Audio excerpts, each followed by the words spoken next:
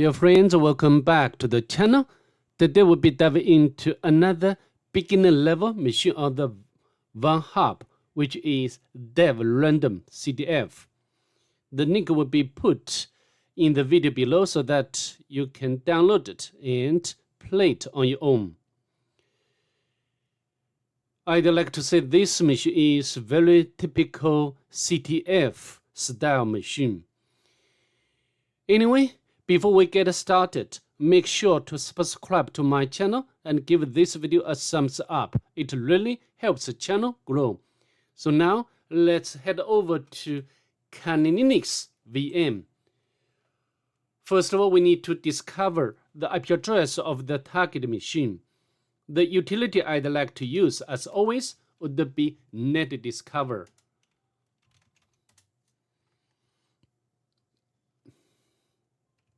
Alright, so as you can see here, the IP address of the target machine could be recognized as 253.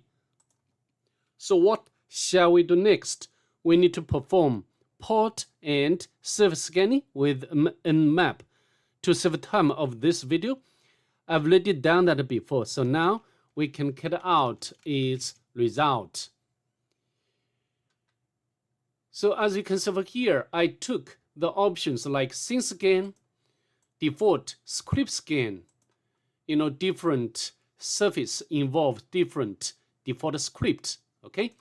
And then version scan, for range port scan. The last option for all is ON to output the result into this file. Then we can retrieve scanning results whenever.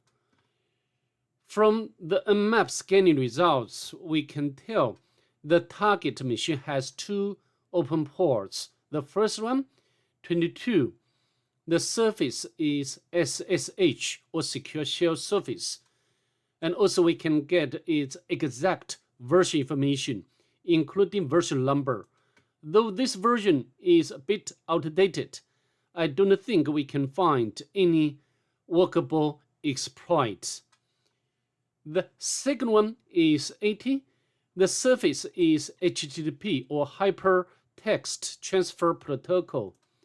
And also we can get the version information, although we failed to get back version number. Okay? So from the robots file, we can see the target machine is running WordPress CMS. Okay, later we can check it out manually. So what are we going to do next? We need to enter the emulations. Okay, let's fire up the browser to perform manual emulation first. We can put the IP address of the target machine into the address bar of the browser. So this website, it has been seized. This domain has been seized by FBI pursuant to a seizure warrant issued by the United States. Blah, blah, blah. So as usual, we have to check its source code. So nothing special here. Next, we can access its robots file. Just we have seen before. The robots file has 3 entries. So this one and also this one tells us the target is running WordPress. So now we can use this new tab to access what this is the administrator's panel of WordPress. However, we got this message. This page is closed. So just I said at the very beginning of this video, this machine involves several rabbit holes, and this is the first one, I think. So next, we can take a look at this one.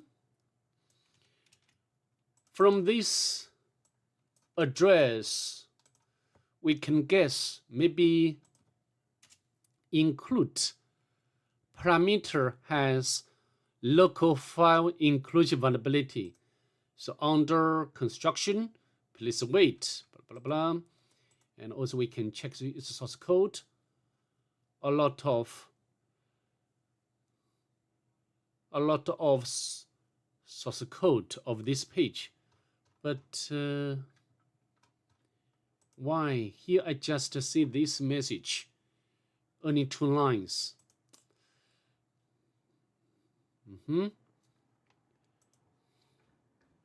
Include. So next I think we can copy and paste on my notebook.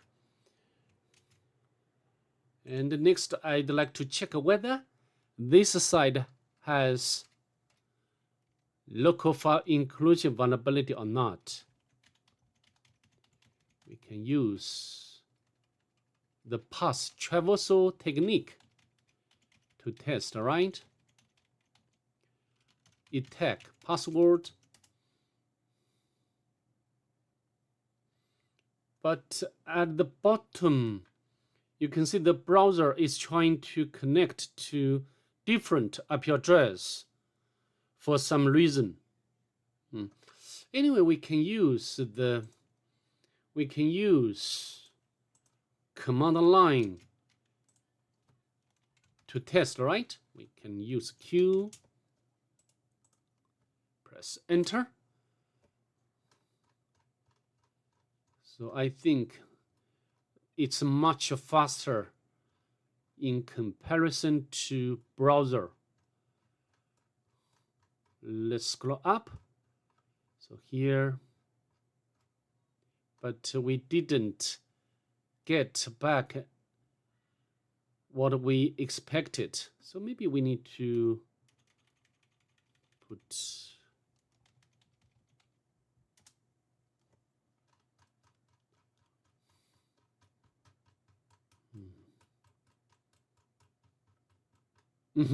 this time we got back the password file successfully.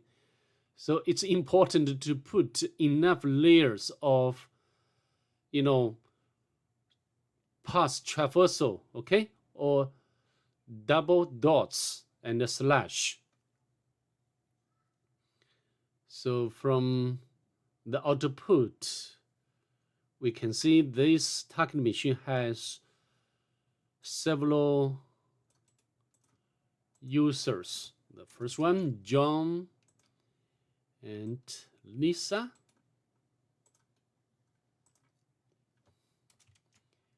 And next, Henry. And this is not normal user. So Victor. And the last one. Okay.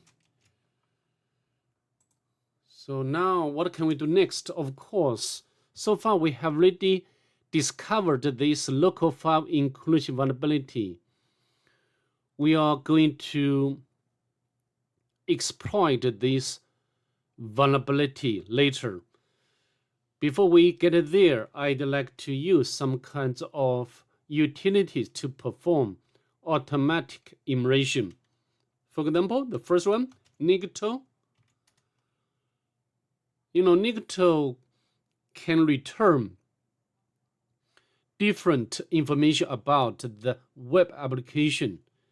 Nicto find secret directory. Good, secret. And the 3 files. The first one, so we got this API. Very weird. Maybe this is the second rabbit hole of this machine. Let's go back. So how about this one? But its size is 0. And how about the third one? A lot of messages. I don't think they are in English language, but at the bottom we can see we can get the username and password. So I think without any hesitation, we can try to SSH to the target machine. John, and we can copy the password.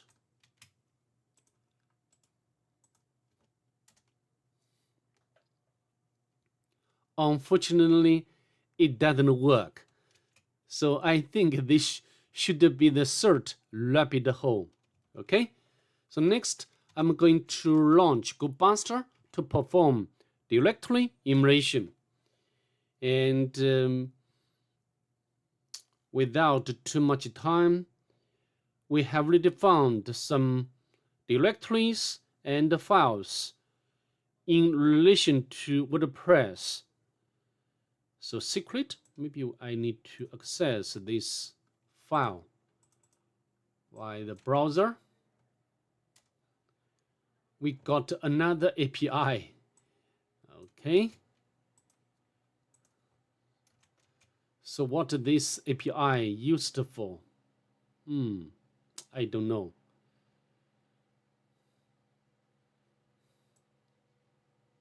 Okay. And secret, and also we find this lock PHP.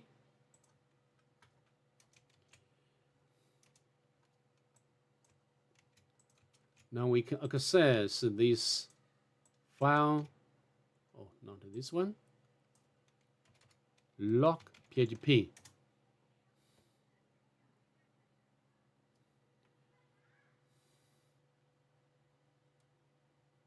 View access lock file. Interesting. Sorry, I think when you access this file the first time, you will not get this message, this kind of a message. Instead, you will be given the access log file. And so what I did, I just use the Q and the option. I tried to save this. A means user agent, and I'll try to write this or save this user agent to the log file. Okay. Press enter. The page is closed, and then you try to, for example, put command cmd to run command ID like that. However, actually the command ID cannot be executed as we expected. Okay, so I think this should be another rabbit hole. Okay, and now we can launch this utility to perform particular immersion.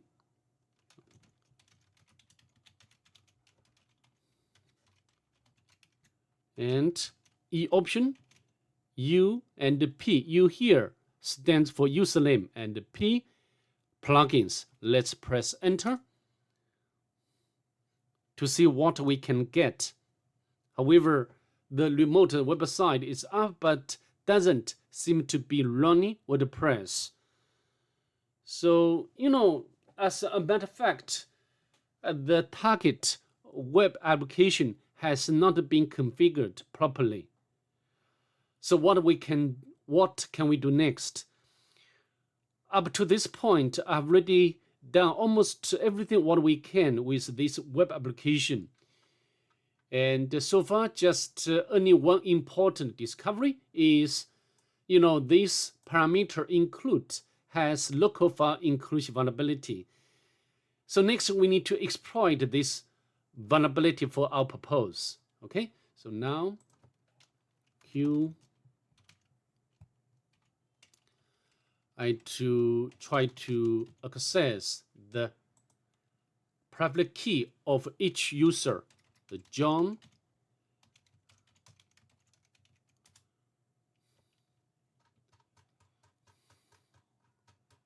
Oh, sorry, I think we can use the more. We failed to get back the private key. So we can try to access the second user, Nisa, but failed either. So next is Henry.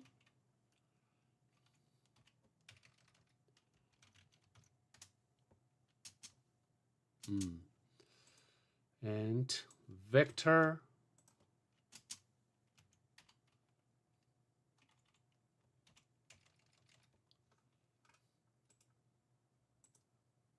Vector, but we still didn't get back the private key. So how about the last one, Trevor? Unfortunately, we can't get anything of the private key of each user. So next, we can try to access the access log, right? Or maybe we can try to access the authentication log. If you're familiar with my channel, you know what I'm doing is following my methodology to exploit file inclusion vulnerability. Okay. Maybe we need to use the more, but we didn't get anything. And next, I can try to access the Apache access log more. So still disappointed at this point. So what can we do next? Since we have already identified 1, 2, 3, 4, 5 users, the only thing what we can do is to make brute forcing, right, with Hydra. And you can use the locky word list to, to crack the passwords for all users. To save time, I will only give you the result or the password for this user, because this cracking process will take about 1 hour, very long time. And we can copy. So sorry, I assume we have already cracked the password for this user. So how to do? Maybe I can show you how to configure this command. So the normal L option to specify the username, and then the locky word list as password dictionary, and then you can press enter. So just as I said, this will take my virtual machine maybe 1 hour to retrieve the password, its password. Okay, so now I'd like to interrupt it here. Next, I'd like to SSH to the target machine with this user, and the password we can copy. Okay, it's working. Beautiful. And now we need to gather information about the target machine, right? So we can cat bash history, and also we can try to run sudo.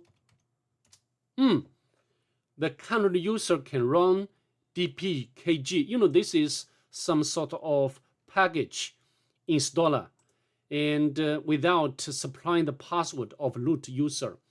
So next, we can go to this GTF OBIM's website to, to get the usage or to get the help on how to elevate privilege by this command. We can copy. And then we can run. As you can see, we have already become root user. And then we can grab the flag without difficulty. So I think that's pretty much it. I'd like to see you next. Bye. Have a nice day, please.